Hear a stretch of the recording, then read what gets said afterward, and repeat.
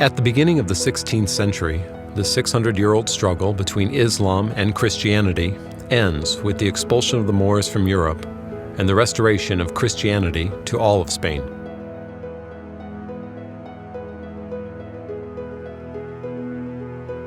It is at this critical moment that a brash and stubborn aristocrat, Francis Xavier, embarks on a journey which will ultimately take the gospel to unencountered lands. The Xaviers have been professional soldiers for generations. First of all, Xavier's a Basque. Now, Basques have a certain reputation in Spain and beyond for being kind of stubborn, people of few words, but pretty damn resilient as well. And for generations, they've been professional fighters, so they're kind of resourceful, mounted people. Secondly, this idea about conquering the world back for Christ in some ways, which we're going to find is going to be an important part of the way he believes. It's part of his cultural background. It's what it is to be a Spaniard at the beginning of the 16th century. Xavier's born in 1506, and he's born into this minor aristocratic family. His father was trained to be a lawyer and was actually quite an influential person, but he dies when Xavier's about 6, and Xavier is effectively brought up by his elder brothers. At a very early point in Xavier's life also, the Xaviers are kind of downgraded almost politically, and the Spanish forces come in and knock down half the Xaviers' castle. And they do that so that the Xaviers can no longer be a political force.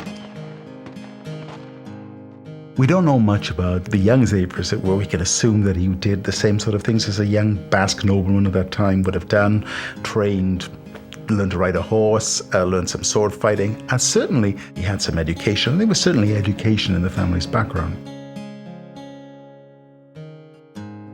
He went to Paris as a young man at the age of 19 to go and study at the University of Paris. Xavier ends up being a roommate in Paris with a man called Peter Faber. Peter Faber was a peasant. He was a shepherd from the eastern part of France in Savoy.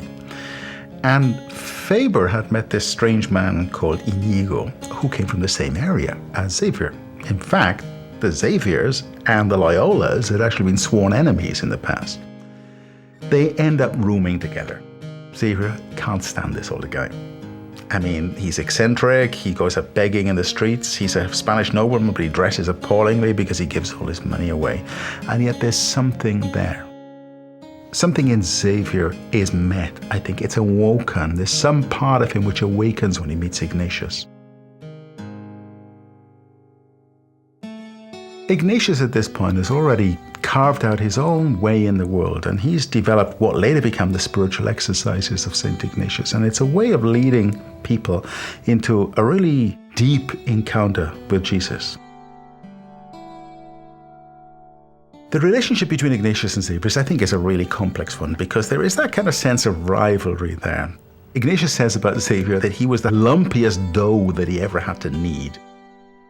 Ignatius takes his time with Xavier. He's a very, very good reader of character.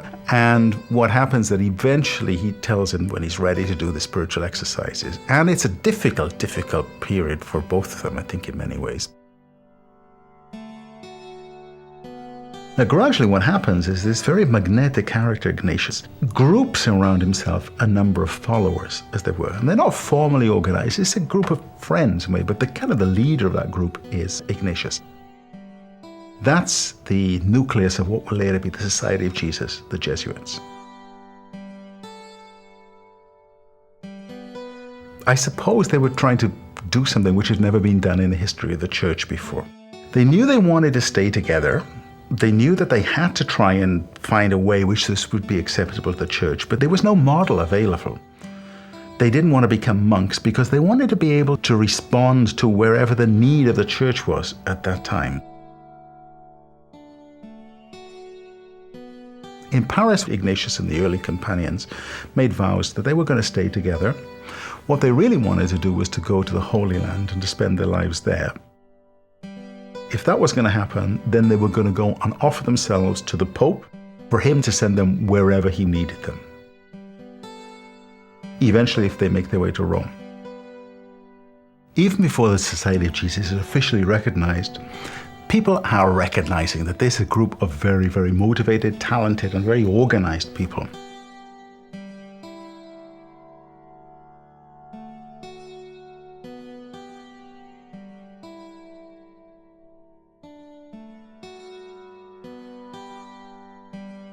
It's also the age of imperial expansion. South America, the Spanish and the Portuguese are there. And then also in the Far East, Portuguese are expanding their trade. They're looking for spices, all that sort of thing.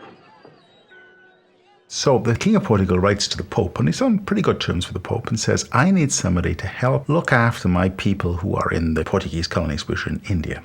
Pope turns to Ignatius. Ignatius turns to Xavier, and Xavier gets the job. Now, this is a man who was kind of itchy feet in many ways. He loves to go traveling. So he has a difficult journey from Rome to Lisbon. In Lisbon, he has to wait a whole year. And then he gets this terrible, terrible journey, which also takes almost a complete year, from Lisbon down the coast of Africa, around the Cape of Good Hope. They get stuck. There's lack of winds at one point. He's permanently seasick for about 2 months. They call in Malindi in Kenya. And eventually they kind of limp their way down into a place called Goa, which is a Portuguese colony in India. And that's where Xavier first lands in India. He goes to Goa when he goes as the papal ambassador.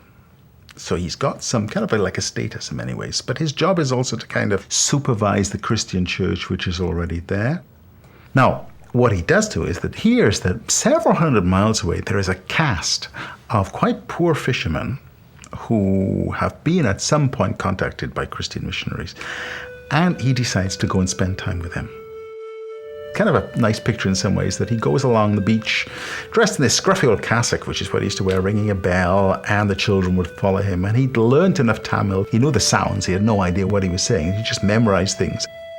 So he was trying to Christianize these people in many ways. And suddenly, because they were also being attacked by the local Hindu king, and they were slavers who were actually trying to take them away, they actually convert and become Christians. And when this fisherman's caste comes to him, he says that his arm baptized 20,000 people, something like that, in one day. So this is a story about his arm is so tired with baptizing that he couldn't do any more. Well, that's extraordinary. It really is totally extraordinary.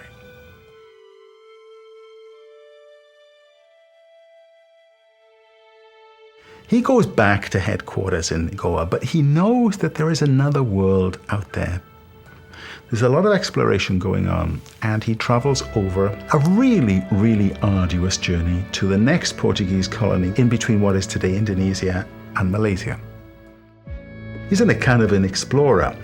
So he's meeting all these exotic worlds that nobody in Europe really was aware of that they were existing. And he's making a few converts here and there.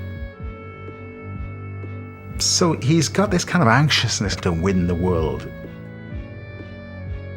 In a way, that world which derives from the end of medieval Spain, this idea about conquering the world for Christ, I think he carries it within him very, very deeply. And so he's looking almost for some place where he can ally himself to some great empire which he can bring to Christ.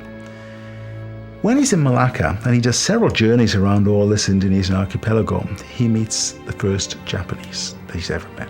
And it's one of the first Japanese that ever got to outside Japan, a man called Anjiro. Moreover, he recognizes from Anjiro that these people are not just, pardon the word, savages. This is a very cultured country. It's a very civilized country. Eventually, with some more difficult traveling, he gets permission to go to Japan and lands there. When Xavier lands in Japan, one level he's enchanted, but he's totally confused. Doesn't know anything about Buddhism.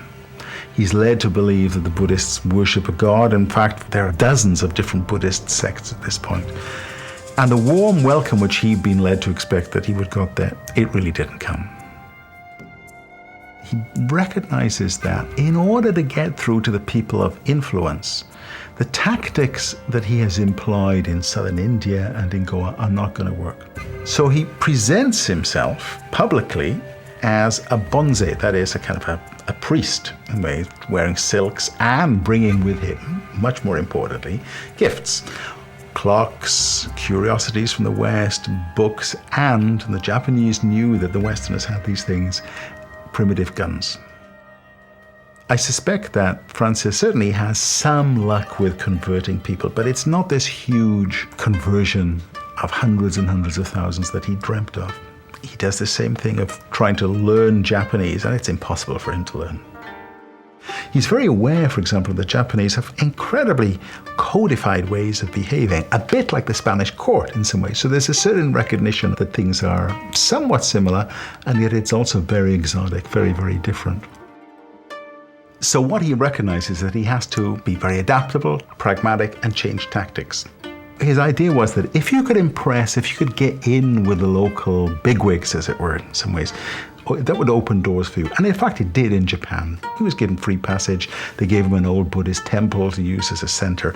And he became a source of tremendous curiosity. Buddhist priests and monks would line up to go and see him. Also, the upper classes, they were kind of intrigued by this exotic visitor.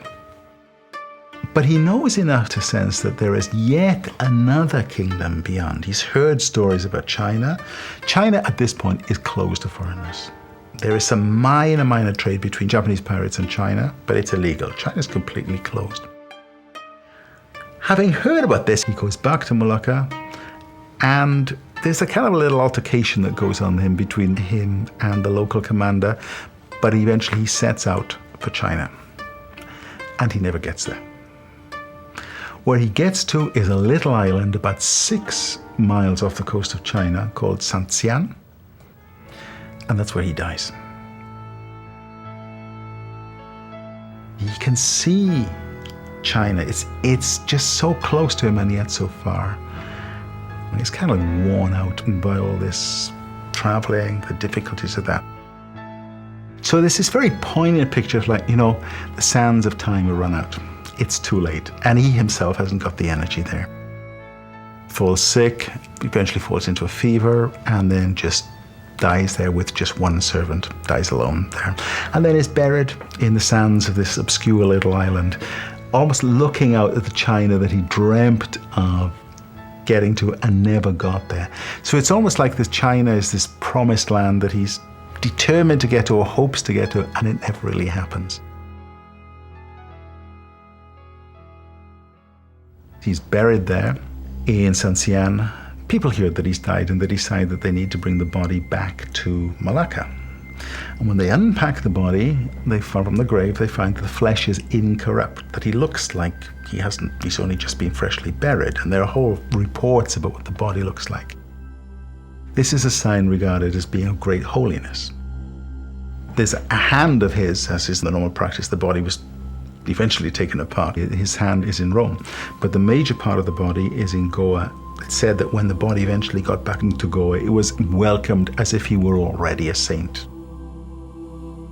So what we get a sense of is somebody who was deeply, deeply, deeply loved by a large number of people. Today, that hand of Xavier actually goes around the world. I mean, it goes on its own journey, and it kind of reflects the way Xavier himself went around the world and traveled, bringing whatever he had to bringing the gospel to people. If you read his extensive letters, you certainly get a sense of somebody who is, first of all, very Spanish, also quite authoritarian, belongs to this sort of social class. It's a person who really has no sympathy for other religions other than Christianity. Everything else is false. Person who is not afraid to make difficult decisions, is kind of bossy in some ways, and yet at the same time there's a great warmth about him as well. One of the words which is constantly used to describe Xavier is alegre, which I guess is friendly. And certainly there's a kind of a warmth about his personality which was very, very attractive during his own lifetime. There's a tremendous bond between Ignatius and Xavier. They kept in touch over the years just by letters. Towards the end of his life, he writes to Ignatius. Ignatius recalls him from Asia. He releases him from his duty there. The letter arrives 4 months after Xavier dies. So they never saw each other. After he left for Lisbon, that was the end of that. Xavier, even during his own lifetime, was regarded as a kind of a channel of miracles. Now, there are miracles which are attributed to him during his own lifetime. One of the most famous is that in India, apparently, he raised a little boy who had fallen down a well, raised him back to life. Certainly from the beginning of the 20th century, the truth of that has been doubted. But there are plenty of accounts of him touching people and people being healed. There's a story about Xavier being in a storm, dipping his crucifix into the ocean to try and calm it, and the crucifix falling off. And then the following day, him being on the beach, and a crab crawls up to him carrying the crucifix, picks it up from the crab, and the crab scuttles back to the ocean. These, I guess, pious legends in many ways. But what is certainly true is that in some way, Xavier communicated life to people. There's something in his personality, in his own conviction, his own message, which communicated himself. So despite the fact that he was a fairly awful linguist, despite the fact that he was limited by his own culture and his own time, there is something universal about this man. Both he and Ignatius are huge characters, larger-than-life men, astonishing people. That bond between Ignatius and Xavier was so strong that the letters that he got, the personal letters from Ignatius, he used to keep in a little pocket close to his chest. So in a way, it's almost like his second soul is there, close, close, close. So even though they're separated by thousands of miles, Ignatius is always present in his life.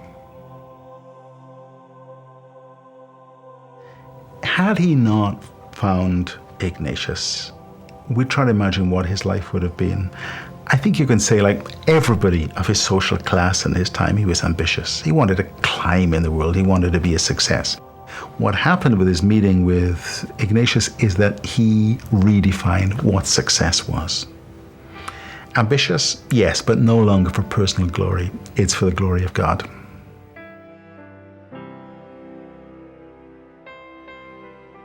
You know, these days, if we look at Xavier, I think what we might actually see is he's a very, very human person.